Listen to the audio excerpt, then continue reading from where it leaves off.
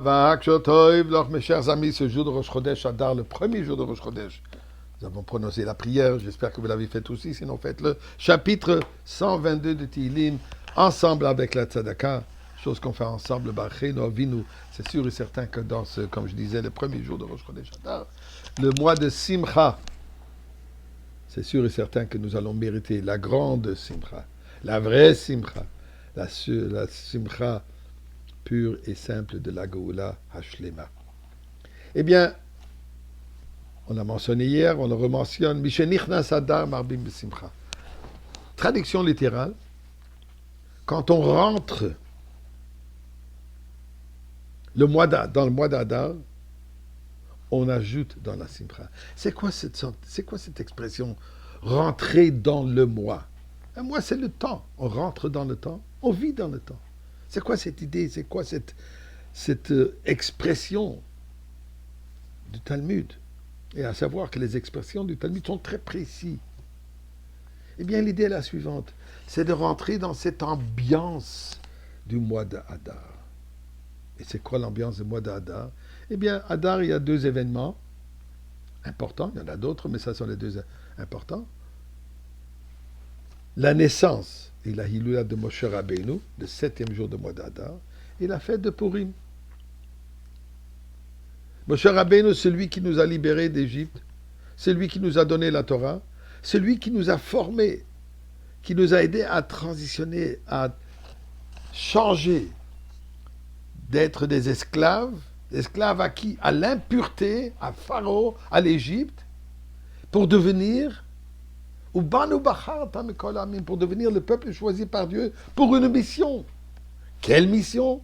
La mission de transformer ce monde qui devient un monde parfait, un monde perfectionné à tous les niveaux pour mériter, pour accueillir Mashiach, la délivrance absolue. Purim, le miracle de Purim nous représente ce sacrifice du soi que l'Am Israël était à ce moment. Ils ne se sont pas soumis à la volonté d'Haman, Chas v'Shalom, de quitter le judaïsme, mais ils se sont re-engagés à ce qu'on a reçu au moment de Matan Torah. Purim et Moshe Rabbeinu sont extrêmement reliés. Donc ces deux événements, ces deux dates représentent quoi? Notre reconnaissance et notre engagement à suivre les paroles de Dieu.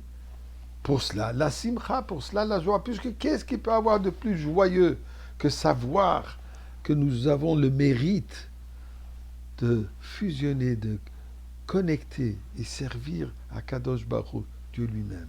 Et ceci me ramène à une petite anecdote. Fameux chassid, Reb Mendel Fotofas, qu'aujourd'hui il y a des milliers de chassidim et de personnes qui lui doivent la vie. En sortant de Russie, c'est lui qui les a sauvés. Des centaines de familles qui ont pu quitter la Russie, dû à son ainsi que quelques autres personnes avec lui, comme Messire Nefesh. Ils ont pu sauver des gens de la Russie à cette époque de communisme.